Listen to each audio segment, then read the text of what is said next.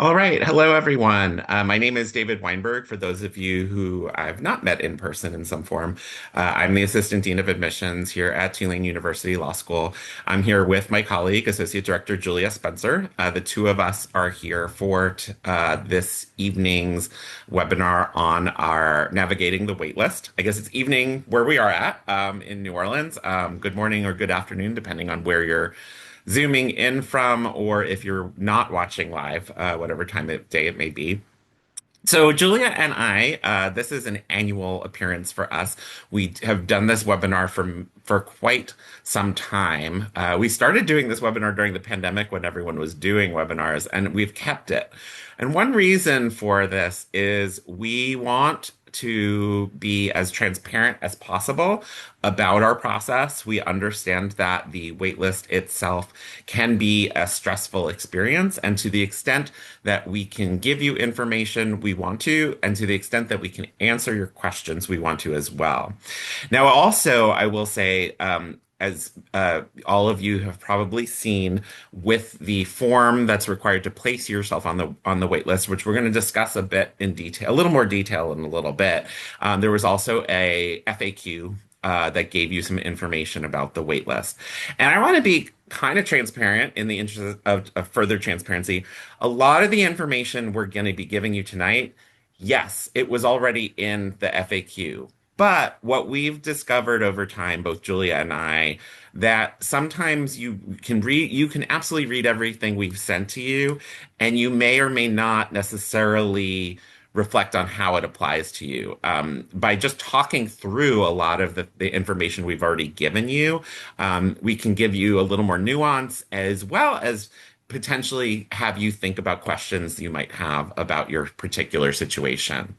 The webinar tonight, by the way, for those of you who are participating live, you are more than welcome to use the Q&A section to put in questions. Julia will be monitoring those questions while I do most of the talking.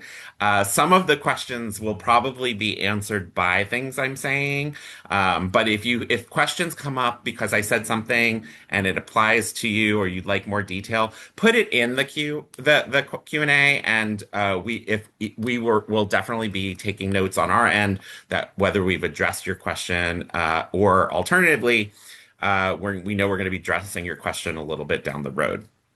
So let's start with some big picture things because quite honestly, I understand what the primary question you have right now is, which is with our wait list, do we anticipate utilizing our wait list? Do we anticipate making offers from our wait list? And what is the current status of things? And as I mentioned, our goal here every year as we do this webinar is to be as transparent as possible. And I could start my answer by saying we don't know, it depends, there's a lot of factors, and that's all true. But I think because you're taking the time to think about this, I want to give you a little bit more nuance and color to that answer. So first things first, I think a lot of the questions I think people often have about waitlists are relevant and reasonable, but they may not necessarily be questions that help you understand how this is going to work. So one of the classic questions you may be thinking, or someone told you to ask, well, how large is the wait list? Well, I'll give you an honest answer. This year, we've offered a position on the wait list to, at this point, between 400 and 500 people. But hear me out before you're like freak out about that number. About half of the folks in that situation have declined to place themselves on the wait list or simply ghost us and therefore don't end up on the wait list. So we end up with already, by making that level of offer, we end up with a wait list of usually several hundred, which may also sound very large to you. But as we kind of get into the details of how this process works, that list over time becomes smaller. So the truth of the matter is it really is hard to give you an answer about how large the wait list is because while those are numbers that are absolute numbers of people, at any given point in time, the number of candidates who are actively on our wait list and the number of candidates who are viably on our wait list will shift over time. And I'll get to what I mean by that in a moment. And then the next big question you probably have right now, as we're in mid-May, is do we anticipate using our wait list? What's the current state of affairs? So let me give you the not great news first, but understand we're going to again get into some optimism in a moment. As of mid-May, we're recording this on May 14th. I do not anticipate our committee is going to be able to make any offers between now and the end of May. I think the earliest we are likely to be looking at making offers is in early June. As you may be aware, many law schools, including Tulane, we typically do have a seat deposit deadline, and our second seat deposit deadline for those candidates who have an offer already is Monday, June 1st. So we will have a sense on June 1st about whether or not we are anticipating space in the class, but it probably won't be June 1st that we then immediately turn around and make offers. Quite honestly, we will then look at the information we have about the candidates who have committed to our class, and we'll also look at some other information as well. And so likely it will not be immediately June 1st or even June 2nd where we make offers. Historically, there has been a little bit of gap in time. And so I think the earliest we might make offers if there's space in the class is late in that first week of June. So as a practical housekeeping matter, for those of you who have already actively placed yourself on the wait list, you filled out the wait list form. If you haven't filled out the wait list form and you're watching this webinar, that means you're not actively being considered when a space becomes available. It's important that you fill out the wait list form. The link was given to you. But if you filled out the wait list form and you indicated that the latest you can viably accept an offer is June 1st or earlier, unfortunately, I don't think we're going to be making any decisions in that time period. What are your options at that point? Well, the key here is flexibility. At this point, if you have date flexibility, given the timeline I've just given you, you can refill out the form and indicate you have flexibility up until June 15th. Note that the way we've created our form, we've kind of given you every 2 weeks or so within the month. If you have flexibility and it really, for some reason, is, I really need to hear by June 9th or June 10th, and fill out the form, indicate June 15th, and you can always email anyone in my office, myself, Julia, or Alex Guerin, our other associate director, and we can make a note of your specific level of flexibility. But irrespective of that, the key here is that in order to be actively considered for any future offers we make, your form needs to indicate at least flexibility through mid-June, because we're, as I said, at this point, we've pretty much made the call that we do not see flexibility based on our current level of deposits to make any offers before then. The next part of that is, well, are we going to make offers in early June? And this is where it gets a little tricky, but I do see some optimism. In one of the challenges with waitlist statistics and numbers and data, and I know you understand that we look at this information and might have some predictive information about how things work. The one thing that's challenging is that a lot of what happens over the spring and summer months with waitlist activity is often human nature that we cannot control. We have a sense that some portion of our admitted students who submit a seat deposit might change their mind about attending Tulane. And we do have a sense of what the range of the percentage, the range of candidates who might change their mind, but it's very tricky because it's really a range, and the high end or the low end of that will, similar to how over time the wait list will get smaller, our ability to sense that the class is firm and that we'll have no more space may change over time.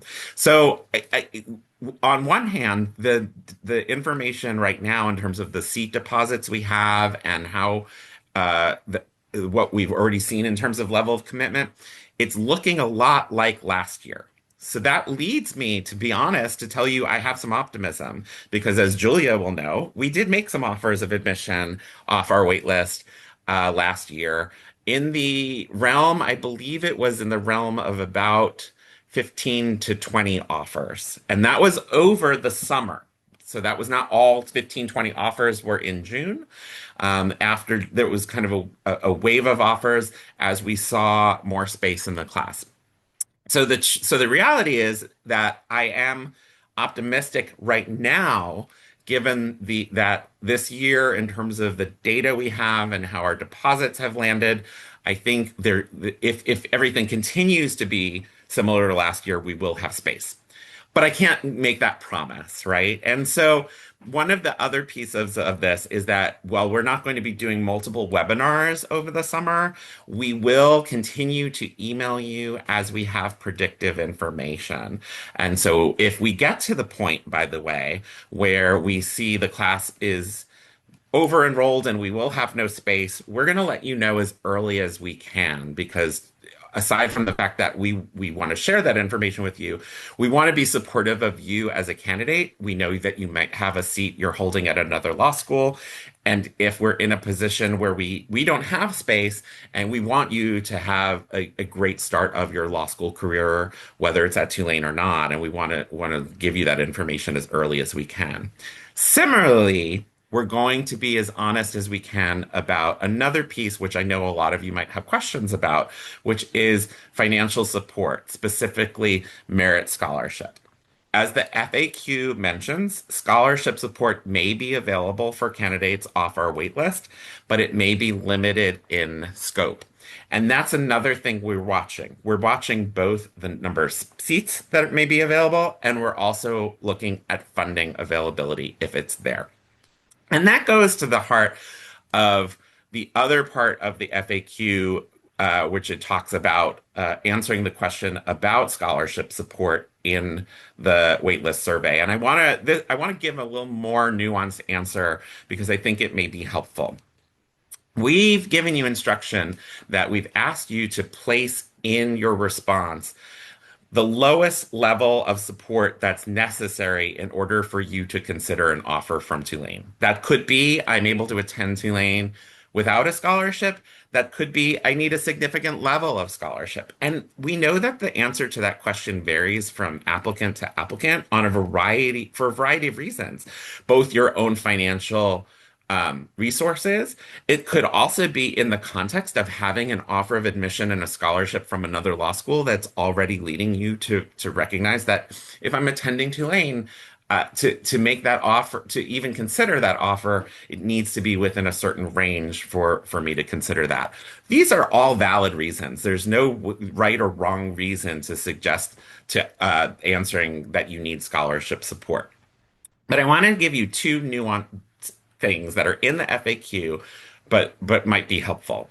One, rest assured, we're asking you to put the lowest level of scholarship support that's necessary to make your offer viable.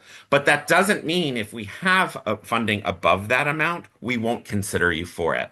Sometimes I understand we've had conversations with candidates and they seem to feel, oh, they're just going to, if I don't need scholarship support, I'm not going to be considered. And that's not true.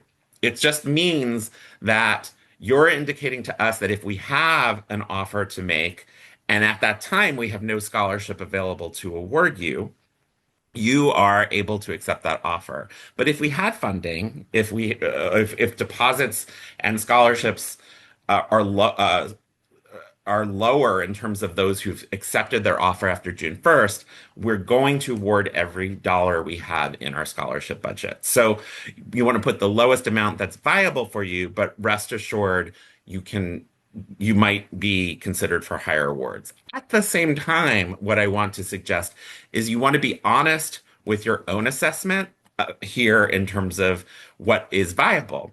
If in truth you require a scholarship of $20,000, but you answer the question saying, I do not require scholarship support from Tulane, it's not going to put you in a good position if we're able to offer you a seat with no scholarship that you can't accept because you didn't tell us you need $20,000.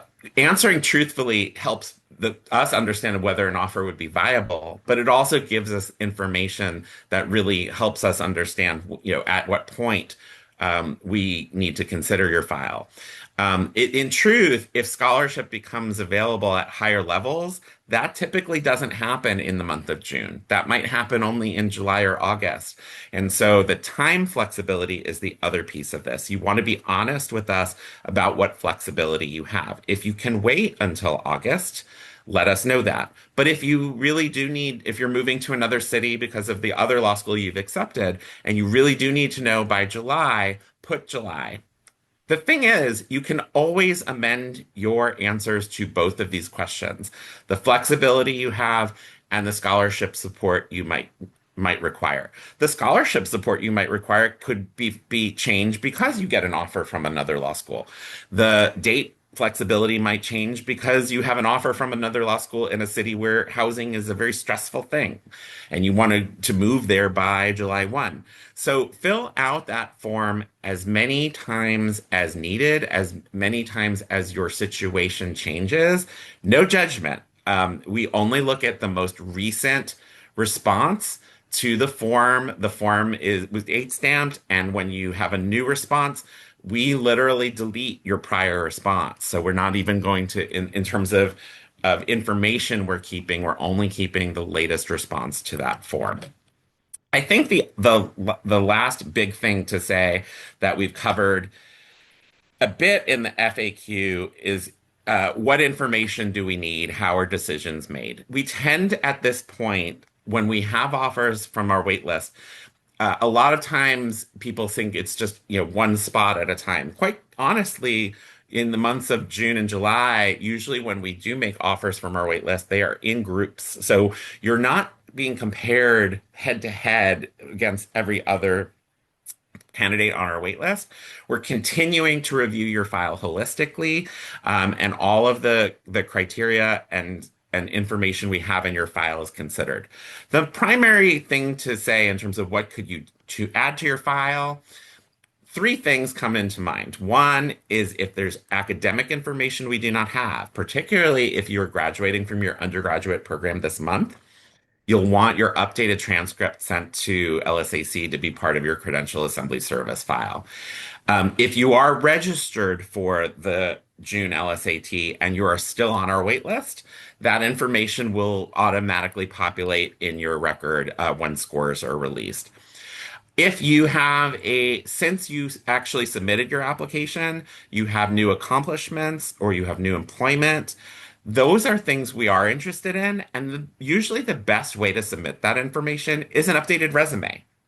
Yes, you can submit a letter of continued interest, but if the letter of continued interest is primarily focused on accomplishments and employment, we think the easiest way for you to do that is a quick email saying, I have new things I'm doing.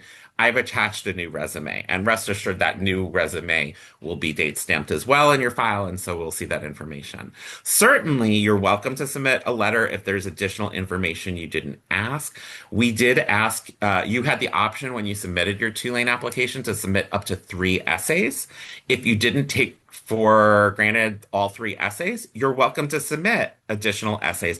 If you already submitted 3 essays, however, we do not recommend you submit additional essays on top of that. We're just saying, for example, one of the optional essays was your particular interest in Tulane, New Orleans, or Southeast Louisiana. And if you didn't take advantage of writing that essay, you might decide that this is a good time to write that write that essay now. Having said all of this, these are things you can add, but it is about the quality, not the quantity of information. We are not judging you based on how many times you email us or send things to your file. If you are confident that your file is strong, and it is likely very strong file, and let me just say, what I should have started at the beginning by saying is this is, as you probably are aware, an exceptionally competitive year. And so the quality of candidates we have who are on our wait list this year are such that we may have in past years been able to offer admission. It has just become in terms of the volume of applications we received nearly 20% more applications than last year, which was on top of a 40% increase last year. So it has just become a very challenging year. But we know that we have candidates that if our class size was larger, we would absolutely be happy to have all of the candidates on our wait list admitted to our program. With that, I'm going to there's a lot more I could say, but I think we're going to take a look, maybe ask Julia to see if there's any questions I haven't answered, and then we can kind of from the Q&A and cover them in perhaps batches. So there are a couple of things that are kind of related to things you already covered, Great. related to updates to resume, things of that nature. Someone asked, how will my final grades play a role on the wait list? If you want Yeah. to touch on that specifically. I'll start with that one. That's a good question. How will final grades play a role? And I think the answer is to kind of piggyback what I was saying before, where we're continuing to holistically review your file. Your final grades play a role in that if they continue to demonstrate the strength of your application, that is a positive. If you were already, for example, perhaps you were showing an improvement over time and your final grades continue to demonstrate that strength, that is a positive. I will also say most often for some candidates, their final grades actually are usually in the classes that are most intermediate or advanced within an area where perhaps you're doing research. Not that this applies to the particular person who asked the question, but the reality is that we will look absolutely at your transcript update in the same way we would look at your file as a whole. So it doesn't an improved LSAT score or improved grades are helpful.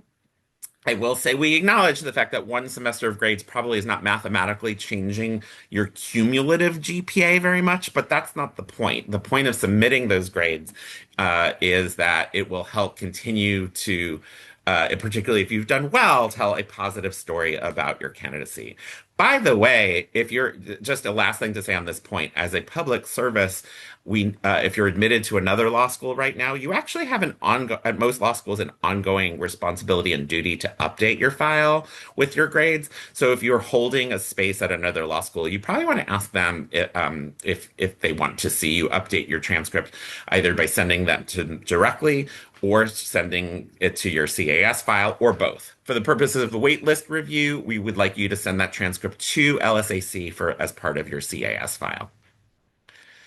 What other questions can we answer, Julia? Okay, so another one, again, this is going back a little bit, talking about financing. Would Tulane withhold an offer if if we were not able to give the minimum amount of scholarship requested? So the answer is, to be candid, the answer is mostly yes to that question, and we want to be honest about that. It ultimately, you were in a situation where we're unable to match the minimum that you're able to attend. I think the answer is we would likely not make an offer at that time. And that's why the honesty here comes into play, because if we get to the point, and as I said, we will let you know periodically when we have updates. If I got to the point where I was sending you an email saying we have done our review of files and assessment of the scholarship budget, and any offers moving forward will not come with any scholarship funding attached, we will let you know that. In the short term, that is absolutely true. And we have candidates, and we know some of you are here tonight, where the only way you'll be considering Tulane is if you have a very significant offer. If ultimately don't have that funding, it's likely we will hold your file from an offer until we can reach the level that's required for you to consider that offer. Another question we had is, would filling out the wait list form and saying that you're available until August put you at a disadvantage, essentially because people who said that they would need to know earlier maybe would have a better chance of being chosen? That's a great question. I'm glad you answered that. And the answer is absolutely not. It doesn't put you at a disadvantage. In fact, let's emphasize the important point. There's a new. I like that these two questions were back to back. So the one we just answered about funding is sort of nuanced and says, yes, we might have to, if we don't have the funding that someone requires, we might have to push them into review later on when we see if funding becomes available. But absolutely not. In the sense, in terms of the date flexibility, put as much flexibility as you have, but we are not ever going to look at the date flexibility and say, someone's flexible till August, so we won't make an offer. It's the other way around. We're asking the date question because we want the candidates who have flexibility to have most opportunity to be considered for the spaces available. If someone has shorter date flexibility, they will likely drop off of consideration by virtue of their own lack of flexibility to a certain point. But no, if you say you're flexible till August, it is not going to put you at a disadvantage whatsoever. It's the exact opposite. What other questions do we have? Okay, so another person asked, you mentioned offers are made in groups. Could you say a bit more about how these groups come together?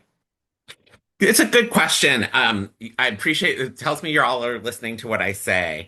I guess what I want to say is when I said in groups, I was less saying we're grouping you in particular ways. And I get where this question might be coming from. I'm going to guess there are some law schools, we are not one of them, that might have priority wait lists or you're in a tiered. We actually are not ranking our wait list. What I meant to say when I said offers are made in group was more distinguishing the idea that we are at times making offers like one for one.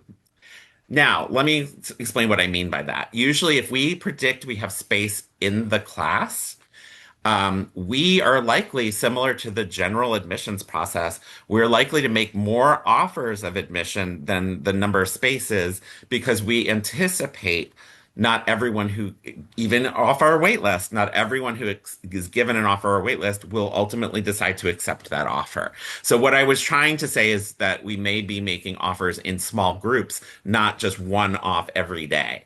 Now, the difference though is at the end of the summer. If you do have flexibility and we have literally one space available at the end of the summer, in that instance, we might maybe making offers on a case by case basis. Literally, the class is full, and if we are only going to make offers in relation to the number of spaces that open up because someone changes their mind. If that's sort of what I was trying to get at. So I hope that was helpful. But thank you for clearly listening to the words I'm using. What other questions do we have? Let's see. Um, can people submit additional extra letters of recommendation? Great question. Thanks for asking. Yes, you are welcome to do so. I will say, however, there is a point of limited value of letters, in particular, if the letters you submitted already were of an academic and professional background. You're welcome to submit additional letters. The maximum number of letters that we accept via LSAC is three. So if you didn't submit the three, you can submit letters via that system. Otherwise, you can have letter writers email us directly to submit those letters. I would say at this juncture, yes, if you have letter writers who saw you in your senior year doing more difficult coursework or are more connected to more recent employment or volunteer activities, those can be helpful. But I would not suggest probably sending us five additional letters. I think strategically, focus on new letters from individuals who really know you and have seen the strength of your work. What other questions we have? How will pending applications that have not yet been reviewed impact the waitlist? That's a terrific question. We are a law school that does not have an official um, uh, deadline date. We have always been a law school. I don't want to say always, but we've always been a law school since I joined Tulane back in 2013. My predecessor similarly did not have a strict deadline. So we actually do. It's a great question to emphasize the point. Yes, we do. We receive late applications. Yes. How will that affect the wait list? Well, the reality is that to be completely honest with you, late applicants themselves are likely at a significant disadvantage because we are likely not to have significant space in the class to even make offers of admission. But to be fair, that is a good point. It is possible that our committee may offer a waitlist spot to someone who is a later applicant. So this goes back to how we started my conversation about the dynamic nature of the size of the waitlist. Will people fall off the waitlist because of their lack of flexibility? Yes. Will people fall off the waitlist because they they're offered a space in the class? Yes. Will people go on the wait list? Yes, both because there might be late applicants who we've offered a place on their wait list. Also, by the way, to emphasize the point, our active wait list, there may be candidates who months ago we offered a place on the wait list, and it's only in June that they decide to activate. So whether it be a new offer of admission or a candidate previously offered a space on our wait list, notice that for all of you here tonight, we didn't give you a deadline to put yourself on the wait list. So we do allow for that like dynamic, the list remains dynamic in that regard. So that is a good question. What other questions we have? How much time will you be given if you receive an offer in August to meet the financial obligation? So essentially That's a tuition. terrific question, and it brings up a bunch of things that we should talk about. So first off, let's just kind of before we get to August, let's talk about now.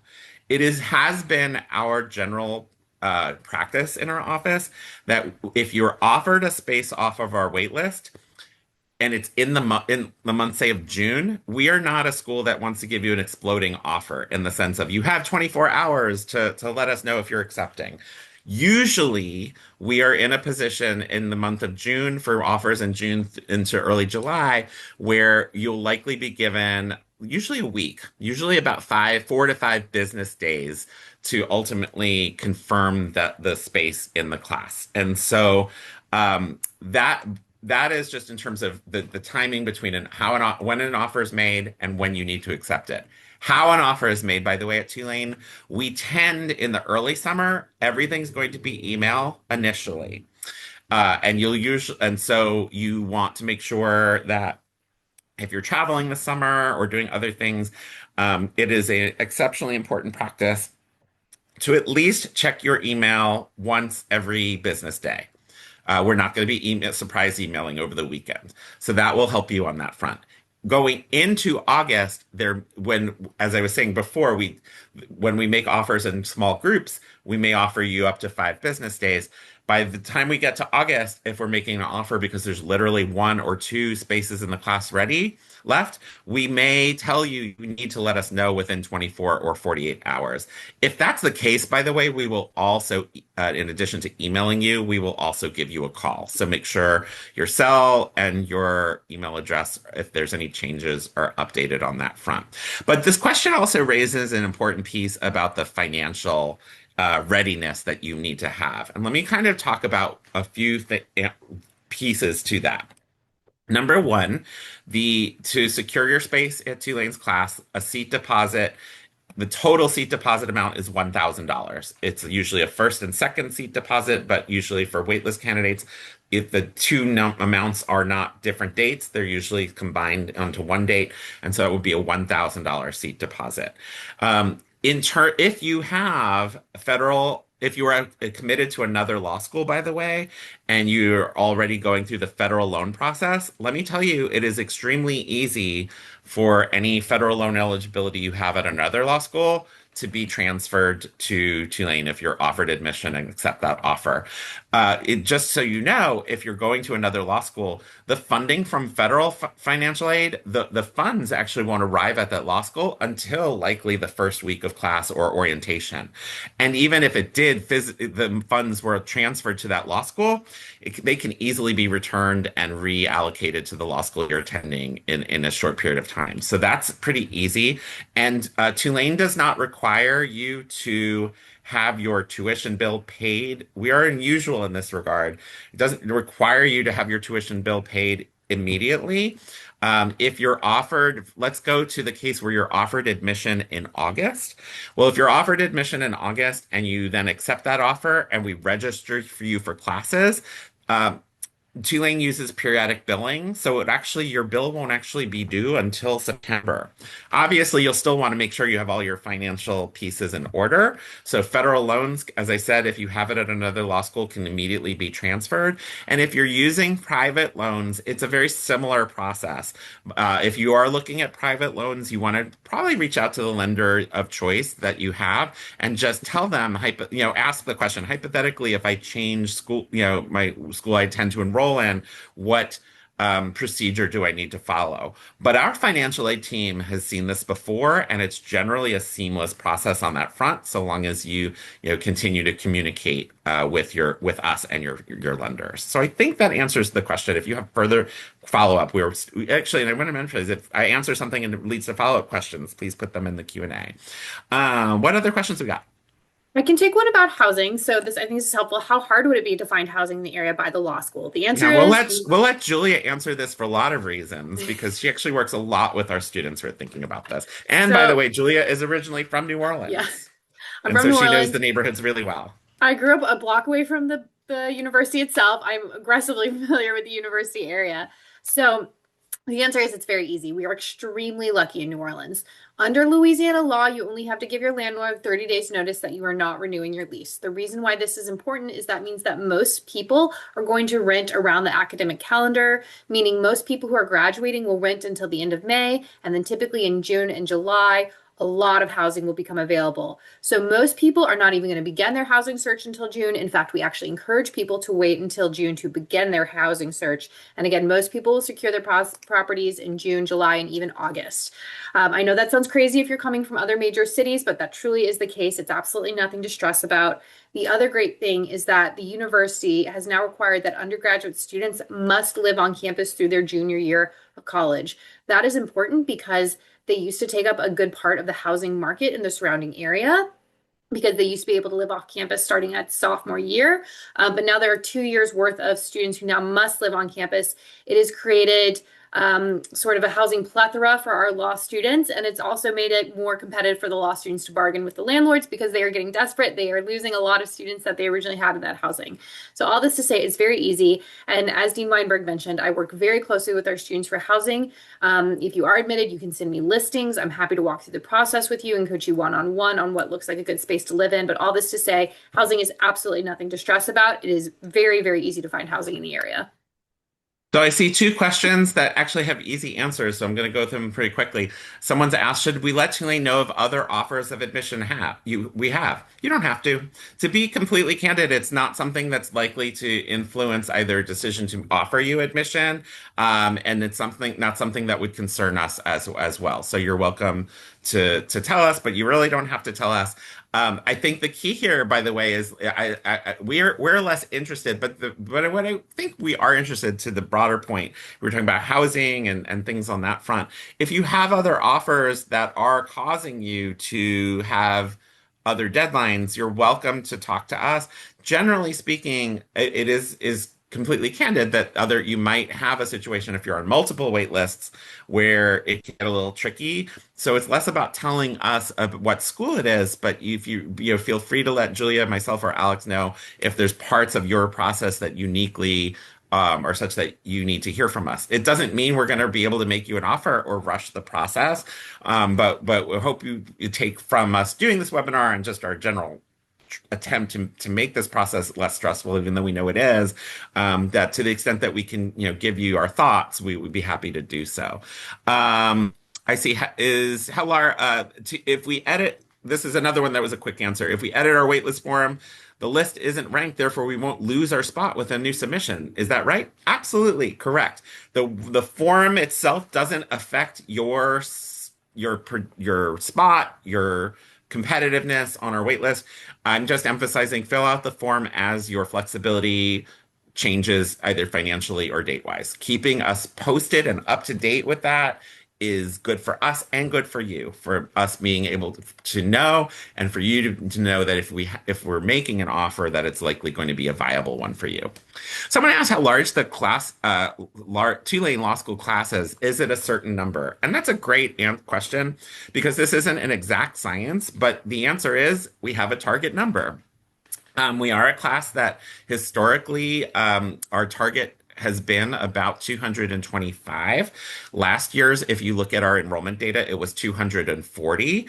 And that is because, as I mentioned, we did make some waitlist offers last year. We had some predictive information that we would still see some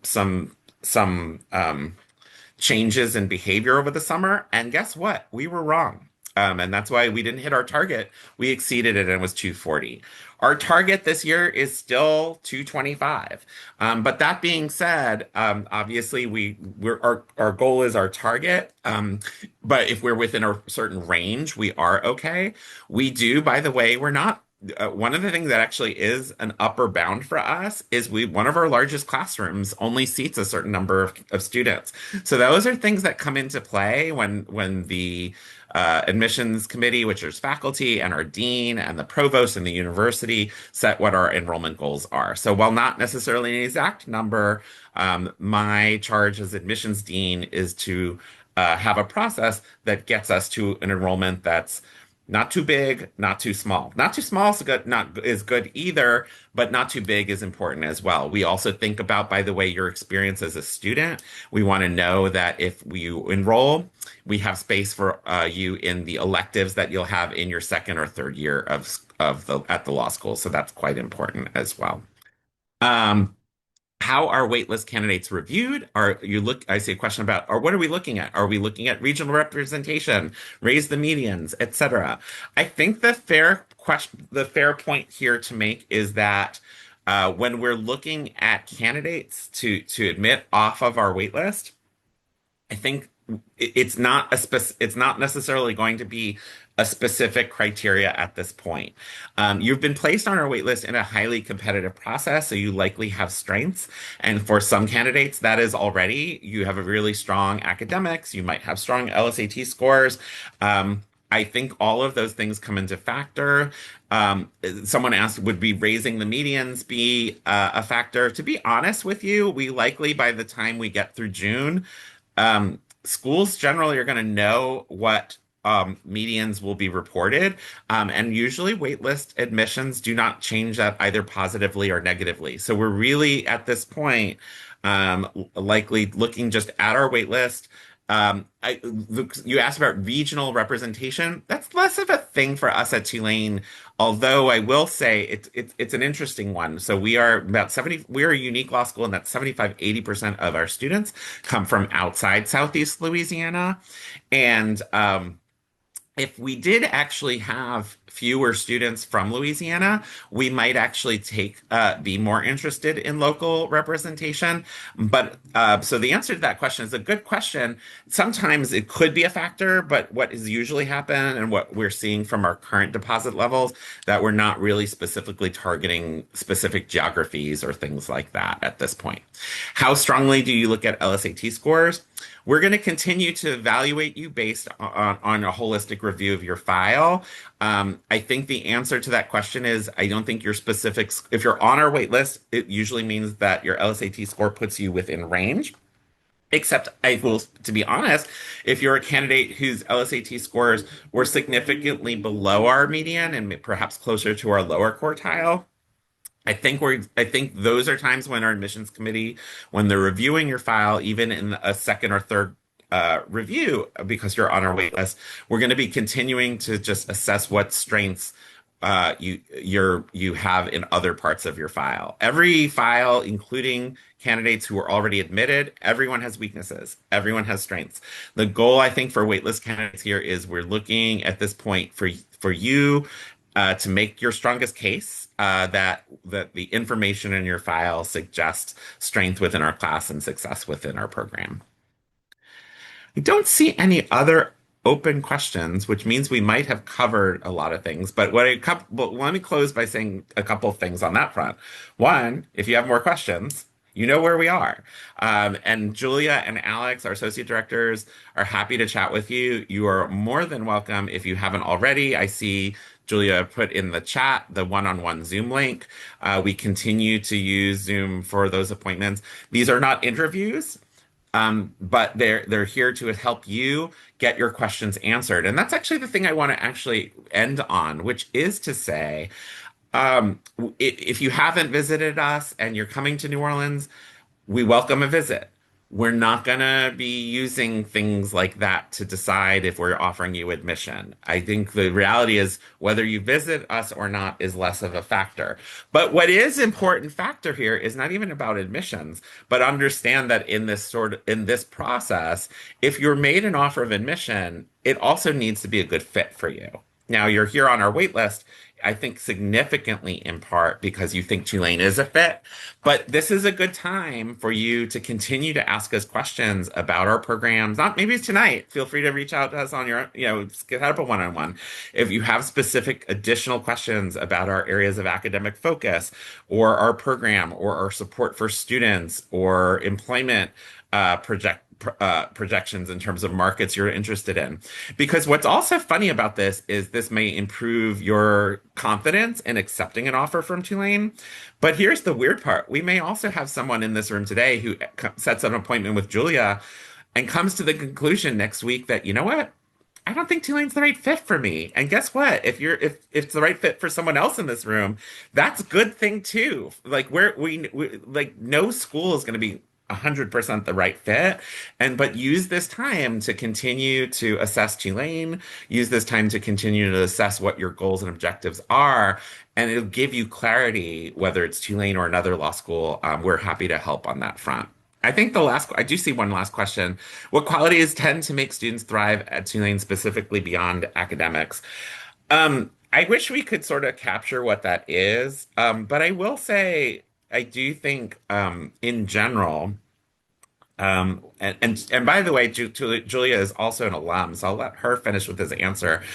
But I do think that I get that every law school is going to tell you we have friendly students. Everyone's collegial. I think Tulane in particular, though, takes it to a different level. And I speak from not as a former student.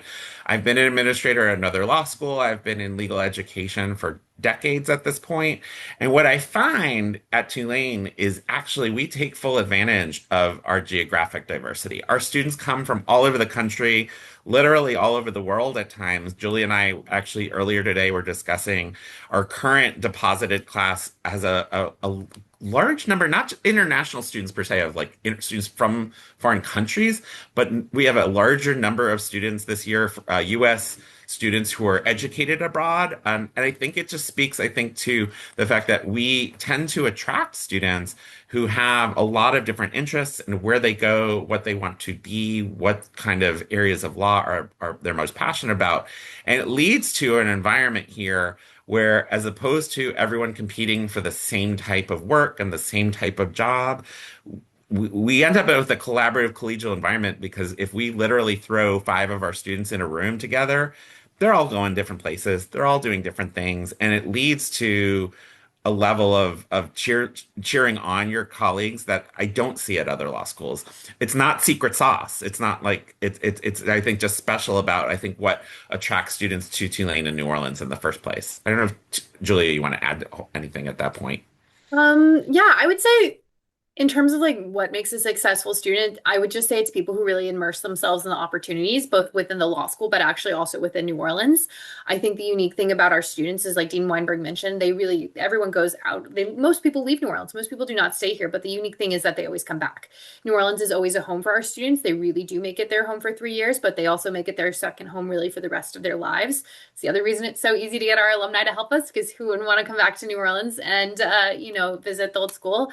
But I really do think, from a perspective of thriving, people are happier when they're also enjoying the city they're in and getting involved with it and making a space for themselves, not only within the law school, but within the greater university. I feel like our students who are happiest and who are doing the best are both immersing themselves in the city itself and also within the law school and the curricular and extracurricular offerings. Yeah. See, someone did come up with another question, which I'll answer. You're listening to what I ask or talk about.